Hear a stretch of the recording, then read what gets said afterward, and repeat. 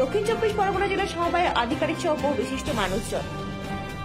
দক্ষিণ চব্বিশ পরগনা থেকে অনিন্দিতা বাউরিশিলের রিপোর্ট, সি প্রাইম নিউজ। সমবায়ে তেলের মিলে উদ্বোধন হয়েছে, যেখানে গ্রামের মাঠেতে আমরা জমিনেতে সর্ষে, তিল এসব চাষ করে এখানটা ভাঙা হয়, যেটা খাঁটি একদমই সর্ষের তেল বা তিল তেল। এখানটা হয় কোনো ভেজাল নেই, এখানটা তৈরি উৎপাদন হয়। আপনার নাম?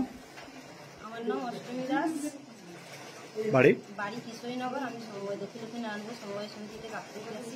সমস্ত যেমন রান্নার জিনিসপত্র, কসমেটিক্সের জিনিসপত্র, বই খাতা, ছেলে মেয়েদের বই খাতা এখানে সুলভ মূল্যে পাওয়া যায় সমস্ত কিছু।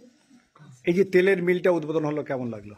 এটা তো ভালো লাগছে, আমরা সুলভ মূল্যে পাবো, এখানে তেল পাওয়া যাবে এবং সুলভ মূল্যেই পাবো জিনিসটা, এটাই আমাদের অনেকটা সুবিধা। এখানে কত রোজগার হয় মাসে? এখানে মাসে 5-7 হাজার তো হয় অবশ্যই। তাতে কি কি লাভ হয় আপনার? লাভ তো হবে, আমাদের বাড়ির কারোর কাছে হাত পাততে হয় না, ছেলে মেয়েদের পড়াশোনার থেকে শুরু করে সবই কিছু।